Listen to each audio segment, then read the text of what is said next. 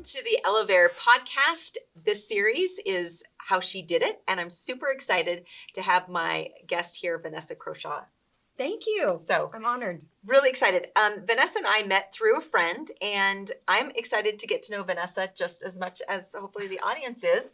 And this series is a way for us to be able to learn about what women are doing, how they did it, and it's just a way for us to better understand what's possible and how you got through some of the challenges and build confidence over time. Perfect.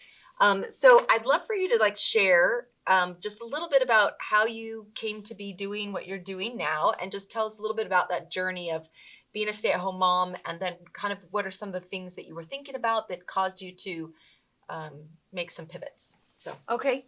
So I have 5 kids. My oldest is 24. My youngest just turned 16. So about 6 months ago, I kind of thought, okay, my baby is going to turn 16. He doesn't even need a ride anymore. And not that your job as a mom is ever over, but it was shifting. It was changing. And so I thought, well, what's next for me? Should I go to work? Should I do something different? What do I do? So that kind of opened the floodgates of possibilities. And I had really never been in the business world per se. I have taught orchestra, and I have an Airbnb and just different things like that, but I'd never really been in the business world. So that was very intimidating. I kind of felt like this is not my jam. This is scary. I'm just a mom. And so it was intimidating.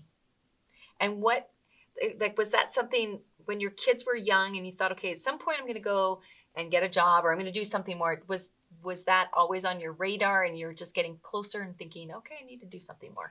It really, my husband and I kind of laughed because we thought, why did we never think like this chapter? Mm-hmm. We kind of thought, okay, early in our marriage, we kind of thought, okay, you go to work, I'll be with the kids. This works great. I was happy with my job. He was happy with his.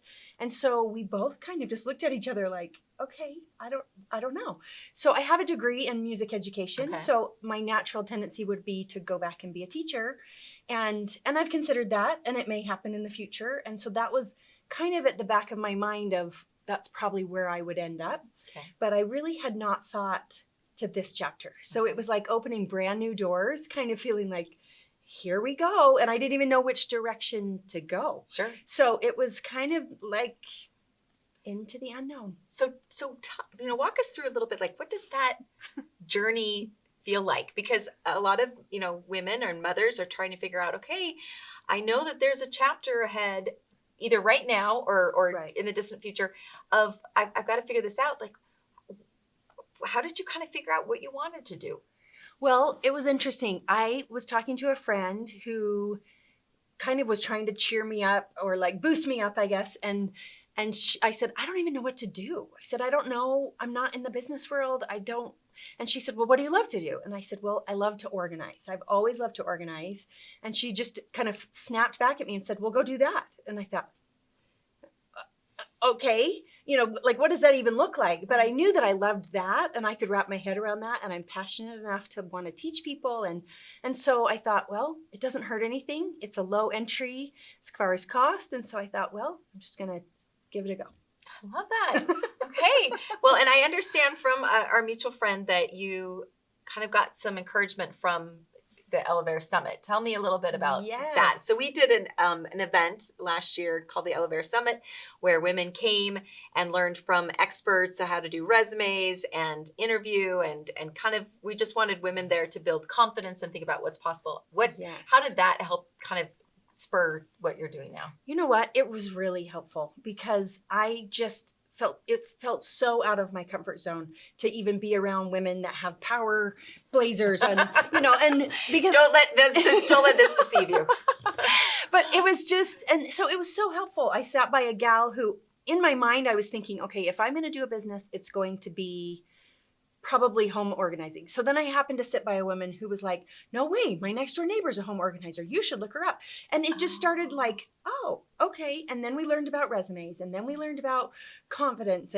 And one of your speakers ended up being a great mentor. She's helped me. I've helped her. Good. And so it was just, it just got the ball rolling for me to ask questions that I didn't even know I should ask. And so it was definitely a catalyst to getting me started. I love that. And did you, how much were you weighing going back to the workforce versus being an entrepreneur? Like what, kind of tell me a little bit, like, was it just because your friend made that suggestion and that's why you went with it? Or were you like, I think I want to work for myself? Like, tell me a little bit about that. Well, there kind of two sides. It's hard when you're a mom. Many of you might relate. My resume was pretty empty. And that's typical. You know, right? And so I had been a mom, but I'm like, what does that equate to on a piece of paper? Mm-hmm. And so it was hard for me to fill out a resume. And I mean, I worked as an orchestra teacher for 4 years, just in the mornings. And I'd been on the community council. And I mean, my cute husband was trying to help me come up with anything. And it was pretty bare. So I started to apply to some jobs. And one day I went into him and I just said, I'm about as qualified as our 18-year-old son. I mean, on paper, it was like, I got nothing. And it's hard these days to get an interview because AI will like filter everybody out. And so I was applying to a lot of jobs and I was getting nothing back, not even like a chance to shake their hand and say hello. And I just felt like, really? And it was a huge hit to my ego. Oh, totally. Because you feel like I've been a successful mom. I feel like I've tried my best. If my kids aren't perfect, I can do this. I can change laundry. I'm awesome. And all of a sudden it was like, no thanks. Everybody was basically saying no thanks. And so that's when I kind of thought, well, I can do this. And I knew of other home organizing businesses in the area, but I thought my way of doing it is unique in that I work one-on-one with the client. Okay. So I don't bring in a big team and kind of take over your kitchen. I'm walking through it with you. I'm a big fan of like editing. So we're going to get rid of anything you don't need and we're going to pare it down. Then we're going to organize it in a system that works for your family. So I thought, well, there's a specific type of person that might like mine better than somebody else's. So I thought, well, I'm just going to give it a go. So I just reached out on Facebook and I just said, I'm thinking about doing this. Okay. Does anybody want to be my guinea pig? And I'll come to your house and I'll organize something for free. And of course I got a whole bunch of people, me, I love that. So I just wrote a big long list. I probably had 10, 15 maybe. And so I just started to work through them. And that was giving me content for my social media. Yeah. And it was giving me practice of how people's styles are and why they do the way they do. And because I knew how my brain worked. I knew how my mom's brain worked. I helped my mom a lot and my sisters. And so this was helpful to just kind of grow my data pool. Sure. And so it was great. And it was fun to visit with friends and we'd chat and we'd organize and it's very vulnerable to let someone in your space to organize. Because I was doing like bathroom drawers, like there's goopy toothpaste and all of this and they're just dying like, oh, I can't do this. But I would just assure them, I always just walk in and go, I've seen it all. It doesn't faze me. I'm not judging you. I'm not putting you down. Everybody's spaces get messy, including my own. So it just is what it is. So that was how I got started, was just doing it. That. Well, and I love that you also were able to pull from people that you were comfortable with and that were comfortable with you. And so it didn't feel quite as intimidating because you were pulling from the people that knew you and wanted to cheer me on and said, sure, give it a go. Why not? So I love that. And plus, and this is a great idea for anybody who wants to start a business, is that it's great to do a test, right? And like and that's what I did when I was thinking about starting Elevair, is I did an 8-week workshop as a beta test just to see like, can I teach people what I know? And just because I was able to return to the workforce, does that mean I can teach other people? And I've been helping, women all along, but to do it professionally is a different It's different, right? I mean, like organizing your mom's place is different from doing it for other people and getting paid for it. Well, and one of the, I think, I just actually talked about it today on my social media because it's so vulnerable to ask people to pay money for a service that you offer. Like you're basically putting your heart out there and being like, hey, don't smash it. And like, it's really vulnerable. So I'm still wrestling with it and kind of feeling like, is this valuable? I don't know if this helps people. But then I'll go to somebody's house and we'll work through it. I always work in 3-hour sessions and we'll get to the end and they're like, oh, this feels so much better. Thank you so much. So that reassures me, like, I'm not just making this up, that there's some value in getting organized and having systems and all of this. So it's like a roller coaster of emotion pretty much every day. Oh yeah, 100%.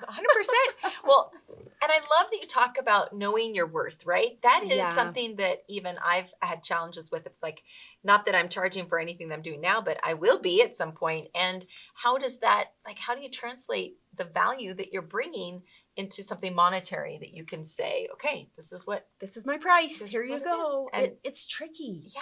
It's tricky because I said to my husband early on, I said, I would love to just go into everybody's kitchens and just redo their pantry and fix it all up and just do it for free. And he said, okay, if that's what you love, you know. I mean, luckily I have a husband who's supporting me financially right now. Yeah. And but he kind of was like, but if you want to make money, let's walk it through, like what this might look like. Right. So he's been helpful to help me, you know, make spreadsheets and kind of talk through, if this happens, then what does that look like monetarily? And so we're still figuring it out. But I think you just start. That was what I really came away with, was like going to your Elevator and then just starting to reach out to these people. Years ago, I had created a LinkedIn like profile, but I almost felt like a trader, like I'm just a mom. Like, I don't need a LinkedIn because I'm not in the business world. But all of a sudden it felt like, oh, this is a place for me to put my platform and say that I've started this business and I'm open to doing this. And so I quickly just jumped in, and it's a roller coaster. I love that though. I mean, well, first of all, LinkedIn profiles are super important. I encourage stay-at-home moms to even get them, because then when they are ready to return to the workforce, they've already got a profile and they've been able to navigate it a little bit more. Yes. But I love that you talked about like just taking action, because I don't know, are you a perfectionist? Are you? I tend that way. Okay. See, I didn't think I was until I had kids, and then realized, okay, I'm such a perfectionist because I like things to be so. But for the longest time, I didn't do anything with Elevator because I wanted the website to be perfect. I wanted all these things. I was like, well, I will make it live once it's perfect. And then someone just said, taking action is when the magic happens. Mm-hmm. And I didn't want to do anything that wouldn't look credible, or I would make it look like I was just kind of figuring things out. And I am still building the plane while I'm flying it, and I'm owning it. We all are. Yeah. And I did the same thing. I had a friend that just said, just put it live, just do it. She helped me get my website started, and I said, well, I need to add this photo and this video. She's like, we're just doing it. Just put it out. And so then for a long time there were these little blank clicks, and it wasn't going anywhere. But I think it was something. So then it was somewhere I could send clients, and they could book, and they could ask for a consultation. So it starts to make you feel like this could be a real thing. I mean, like a website's kind of a legit thing. Like, I have a website? Okay, then I guess I am a business owner. That's been a title that's been hard for me to say, because I'm like, what does business owner really mean? I mean, am I making money? Yes. Do I have a business name? Yes. I guess I'm a business owner. But to call myself an entrepreneur or business owner, I feel more comfortable with titles like mom and wife over that. So I'm still warming up to that. Yeah, no, that's totally natural. And I love the idea though that the encouragement you've gotten from other people. And similarly, once I had a website, it was like all of a sudden this is real. Right. It's happening. Until I had a website, I could tell people until I was blue in the face that I have this idea. Yeah. I got this passion project. And then once I had a website, it was just, okay, this is go. Off we time. go. Yeah, it's true. It gets kind of scary, but I love it too that, I hopefully, women that are watching this or listening to this will see that you don't have to have it perfect. You don't have to have it all figured out. No. You can make mistakes as you go, because in the reality is, like, I think we're more approachable, more I think we can relate to each other when we are more vulnerable and real, right? Like, if we're all shiny and perfect, then I don't think we're as welcoming to people that we could be serving.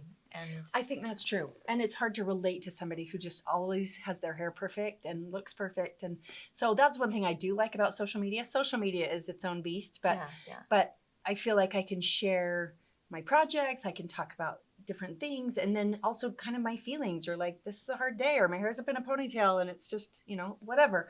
And so I hope I'm relatable. That's what my goal is that they feel safe with me, because I have a special business where I'm in your business. You are. Literally, in your mess. And so they need to trust me and feel like I'm not going to walk away and go, you would not believe their kitchen. But it was like, yeah, it's a mess. You've been focusing on other things. That's and fine. Important things. It's fine. Yeah. Let's just get it taken care of and then you can go back to what matters. Yeah. So tell me a little bit about the confidence you've had to build up over time, because we talk a lot about confidence and what does that look like? Because I think confidence for me ebbs and flows. Like sometimes I feel really confident and other times I don't feel as confident. And I've accepted that now because I realize that there are some days when I feel like things are going well. So of course I feel more confident. Other days, not so well. So I feel like, oh, I could have done that better. And I'm just, anyway, tell me a little bit about that confidence journey. What kind of helped you build more confidence over time? Would you say it was external people telling you you've got this, or, because sometimes I think mothers hear from others, like either their spouse or friends, oh, you've got this, you should do this. But they just don't have the confidence to believe in themselves. Yeah. I think a big step for me was about 3 years ago. I tried out for the orchestra at Temple Square, which is here in Salt Lake City. And it was so scary. And I played the violin my whole life. Wow. So I started when I was 3. But I had essentially put it on the shelf to be a mom. I'd play in church or at whatever. But I was not playing regularly. But this, because of COVID, they'd lost some players. So all of a sudden they opened up auditions. And I got the email. I didn't even remember, but I'd put my name on an email list of like, when we have openings, we'll send you a message. I had forgotten until I got the message and it said, okay, we're having auditions and it's in next week or whatever. And I thought, oh my goodness.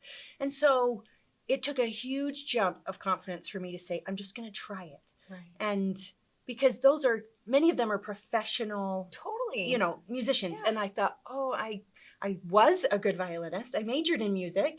I had played in college, but I hadn't really played a lot since then. And so I just put it all in the basket and I thought, I'm just going to give it everything I've got. And if it's not enough, then I can walk away and say, that's okay. No problem. You did it.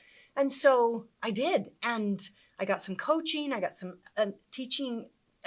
A gal was helping me kind of know how to do it. And I just walked in there and I thought, okay, here we go. And it was so scary. But I heard that night that I had made it. Oh, that night you even found out. That night. It was amazing. Wow. I sent in a recording and then this was my live one. So this was kind of the second cut or third cut, whatever. But that night I got an email and I thought, oh, okay. But then I don't know if you ever talk about imposter syndrome, but boy, I got hit with it like a train. Because then I get in there and I'm like, I'm not supposed to be here. I'm not good enough. I can't do this. I would call my husband and cry all my way home. I can't do this. I'm stopping. I'm going to let him know I'm out. It was a mistake. I can't do it. And he'd say, well, hon, you made it past the audition. They heard you play. They said you're good enough. I was like, well, what if someone told them they had to? And I had all these reasons why I couldn't possibly do it. And he said, well, just keep going. And it took me a good year to feel like I think I'm okay to be here. It was hard. Yeah. And so I was really hard on myself every time I'd play anything out of tune or make the slightest mistake. And I was lucky enough because my younger sister is actually in the orchestra too. She plays the violin as well. Yes. Okay. Isn't that great? And she's been in for like 18 years. And so we would drive to and from when we could. And it was so fun. And I would just tell her, I would say, I'm so bad. They're going to kick me out. And she said, Vanessa, everyone makes mistakes. I said, no, they don't. They don't. I'm sure they don't. I'm the only one. And she would just laugh at me. But it was so real in my mind. I'd never experienced that imposter syndrome. It was so real to me that even if she was saying, you're doing fine, I'd say, no, you're lying. You're lying. Everyone's lying to me. Yeah. And my head section leader would say, you're doing great. And I was like, no, she's lying. Someone told her she had to say that. And I had just convinced myself that I was going to get kicked out at any moment. And it was really scary. So I think that was a long way of answering your question, but that gave me confidence to say, okay, well, what's next? If I could make this, then what else? And so I guess I would just advise women in general of like, do something scary that's way out of your comfort zone. Show up at something that's way different than what you're used to and just try it and see what you think. Like just a couple weeks ago, I got invited to a lunch thing at Silicon Slopes. And somebody said, oh, you should come. And it was actually after your class a couple weeks ago. Oh, okay. And she said, you should come. And I thought, okay, like one of those lunch things that business people get together. And my husband's done a million of these, but I'd never. And I thought, okay, I'm just going to show up. I did. And it was, as I walked in, I kind of went, I was kind of tiptoeing in thinking everyone's going to know that I'm a trader and I'm not actually a business owner. But everyone was so kind and so welcoming and just, oh, what do you do? And I had a thing that I could tell them I did. And so I thought, well, this is, if nothing else, it's a stepping point towards something else. And that maybe you felt that over the years of just, you started somewhere and then you kind of moved to the next thing. But it opened up doors that wouldn't have been opened if you hadn't taken that first step. Oh, 100%. And so I feel like this is my first step kind of to, I don't know where. Maybe it'll turn into a big business, home organizing, or maybe it'll turn into something totally different. Right. I don't know. Oh, but I love, Vanessa, that you bring up this, like the stepping stone of like doing something really hard, something out of your comfort zone to then be the step to the next thing. Right. And I love that you did something really hard, like trying out for the orchestra, because I think of when I went back to school to get my MBA, similarly, I thought that was so out of the realm of possibility, never could possibly happen. And then once I got in, I had the same imposter syndrome. It's like, everybody else is super smart. I'm not. I don't belong here. They're going to find out and they're going to kick me out. Right. I mean, I was certain. It's only a matter of time. Yeah, it's only a matter of time. And similar to you, a lot of crying, a lot of whatever. Yes. But I think that's what I tell women too, is that I always say that confidence requires evidence. And if you don't have things in your life that you can point to that were hard or an accomplishment or difficult, or a stretching moment, yes. Exactly. It's hard to say, oh, I can do more. I can do. But when you have something, when you can pinpoint, I did this, and once I did that hard thing, I guess I can do other things, right? Isn't that how you kind of yes, feeling? And we all need those. And so I think if you're a mom or whatever your chapter of life really is I would say just stretch yourself to something that feels like you don't belong in a good way, and then go belong. Yeah. And it might backfire, honestly. You might get there and go, nope, these are not my people. I'm going to back out of this room and go back. But more likely than not, you're going to find people that you connect with that have similarities to you that you didn't even imagine. Oh, yeah. And then you boost each other up, you cheer each other on, you help with every woman has different strengths. And so I can fully recognize that I'm not a great cook. I don't love it. I don't want to be in the kitchen. I will fix dinner, but it's never my passion of like, ooh, a new cookbook. And but so I've found other ways to like, I fix dinner and we move on, but that's not the highlight of our lives. And so, but I can appreciate that someone else does. And so I organize and someone else leads and someone else does this. And I think it's such a beautiful community that we can have to cheer each other on and say, you're great at what you're doing. And I'm here to be here as your support you. Yes, exactly. And I know we talk a lot about imposter syndrome, and it's just something that we all deal with. And even people that I know who are successful still feel that imposter syndrome. Interesting? It is. Yes. And so I don't think it's something that goes away, but I like also too that you talk about doing something and maybe it's not going to be successful. Maybe it's not going to, but you'll be able to have that as proof that you tried the hard things, and that I think also builds confidence. Don't you think? That I think it does. Doing hard things and then being able to say, you know what, I tried it, didn't work out.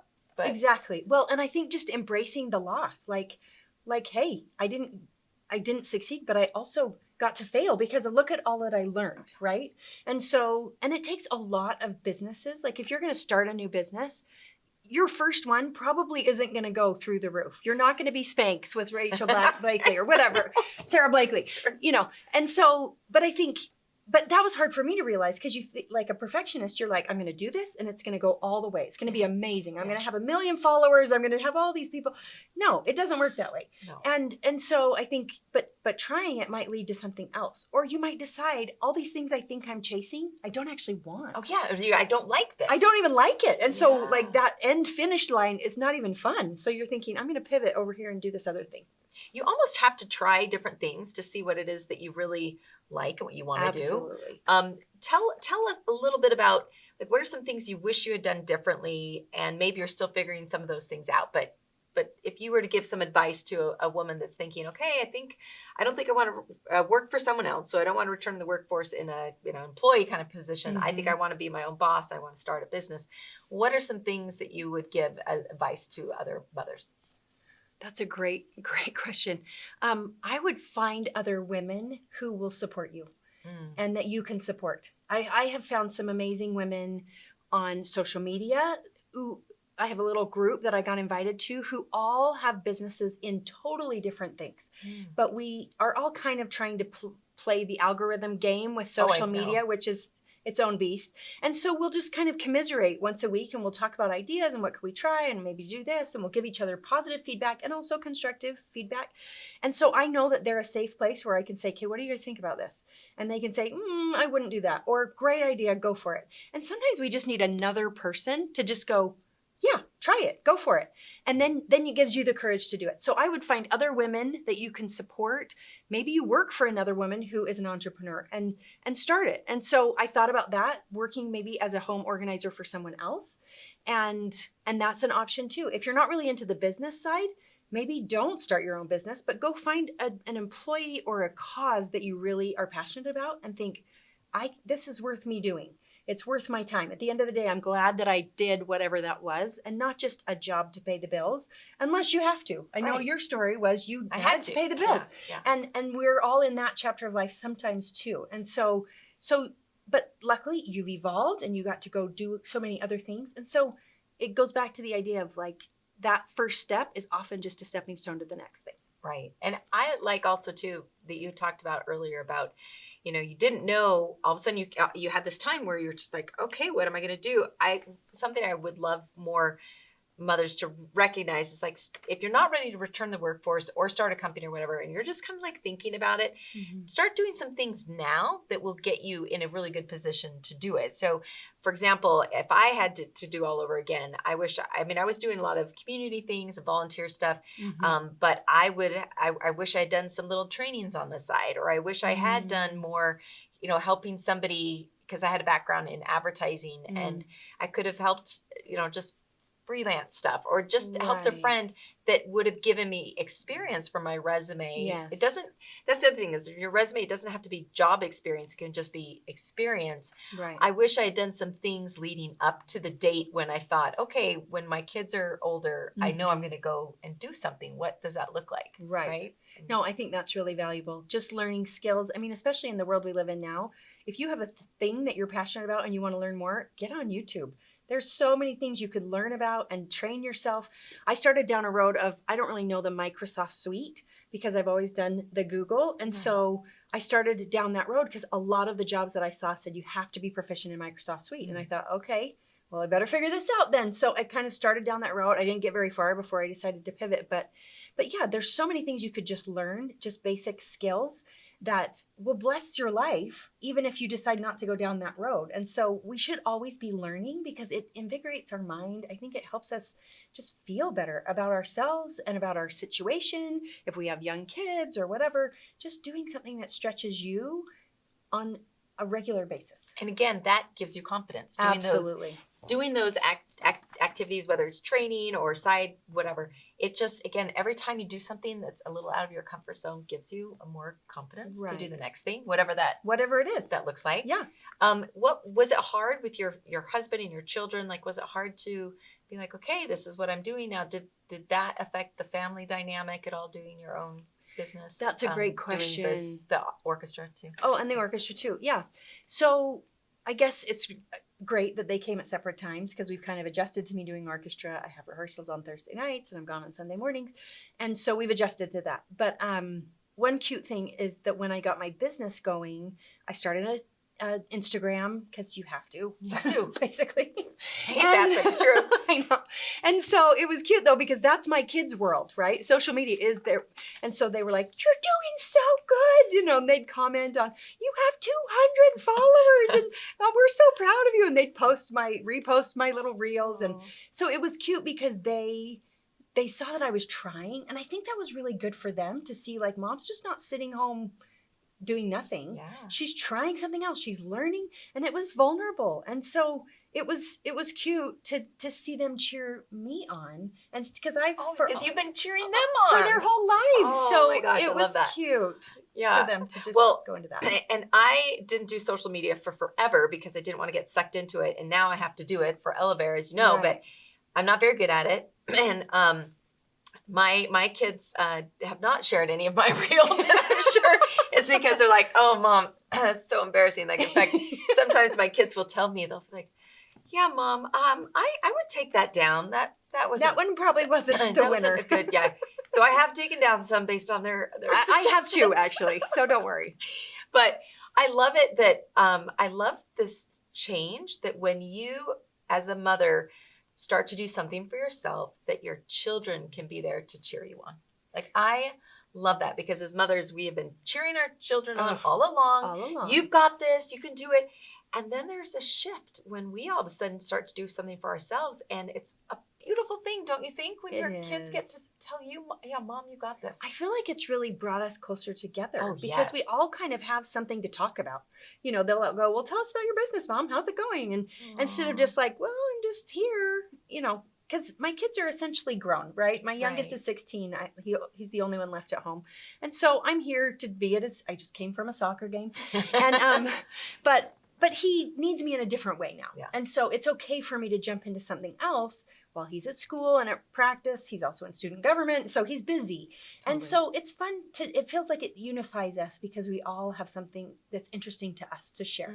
And we can be excited, even though if it's not their thing, they can just say, well, I'm happy for you. And Yeah. and so it's powerful. And don't you think it's a great example to be able to show your kids that you're doing hard things and that you're stepping out of your comfort zone? It's like, right? it's a constant thing throughout our lives. It's always, I mean, I was pretty safe in my mom role. I Yeah. felt very safe in my little bubble. Like, my husband go off and do his thing. I'll just be the mom, which was great. But all of a sudden that bubble kind of popped, and I thought, okay, now what? And I didn't have to do something, but I also think that we all want to contribute in some way, right? I Like, think so, our soul wants to do something. And so I didn't want to just waste time or just go get a job just to have a job. And so I thought, well, I'm going to try and make something meaningful that will make a difference. And that's what I love about home organizing, because I can really see, I mean, there's a very clear before and after, right? And it's fun to get texts and messages from clients, and they'll say, oh, I can't even believe how different it feels. It feels so much lighter. And stuff doesn't matter. I don't care about stuff. I actually would love to just get rid of all stuff if possible. Yeah. But I think it's helpful for us to remember what actually matters. So let's get all the stuff out of the way and focus on what matters, whether it's your family or your career or your dog or whatever. And so it's important. I love that. So 2 more questions, and then I want you to be able to share with the audience how we can find out about your business. So I always like to ask, what guilty pleasure do you partake in or do to overcome stressful times? What do you like? Do you know what? I take a hot bubble bath every single night. Wow. I do. You are good at self-care. I'm terrible at self-care. Wow. Well, I guess I call it self-care. It's kind of my Aw. unwind time. Like, we say a family prayer, and then we say goodnight, and the kids go, my one left, and then I go get in the tub. And so I also do Duolingo. That's my thing. Duolingo. What language? Spanish. Spanish. Okay. I'm on day like 1090 or Wow. something, but I don't speak Spanish. That's the hard part. So maybe I need to move to Cancun or something for 6 months. But yeah, a warm bath just kind of settles me. I think I sleep better too. Like, it's just, and it's not long. I mean, it's like 20 minutes, but I think the house is quiet. We've cleaned the kitchen. Everything's settled. It just helps me wind down. Love that. That's a great, I need to get, I love these ideas whenever I ask people their guilty pleasure. Write it down. I have a really nice bathtub, and I can count on one hand the number of baths I've taken in it. And it's because what I do for my guilty pleasure isn't that. It's like other things. And I love, though, hearing other people's, like, what do you do to de-stress, and how do you just take care of yourself? Right. I think that's I great. love it. Right. And then a last question is, what's a daily habit or small ritual that you do that has really made an impact on your life? You know what? It's kind of end of day. We always tidy up the kitchen, start the dishwasher, clean up the family room. Like, it's just a 10-minute type thing. Just get it all clean. But just reset the house. I love so that when we wake up in the morning, I mean, nobody wants to do dishes ever. And so, but you certainly don't want to do dishes in the morning when it's all crusty and gross, and come down and feel like you're already behind for the day. Totally. And so I think come downstairs, you're like, oh, the kitchen's clean. There's my water bottle sitting right there. I can fill that up, go to the gym, and be on my way. It just makes everything flow so nicely. Yeah, no, that is a great habit, and I've tried to do that myself. Sometimes I'm great at it, sometimes not so good. We all, yeah. Well, so Vanessa, if people want to know, find you, learn more about what you do, how can they find you? I am at everyneedfulthing.com. I'm also on Instagram. Same handle? Every.needful.thing.ut. So yes. Right.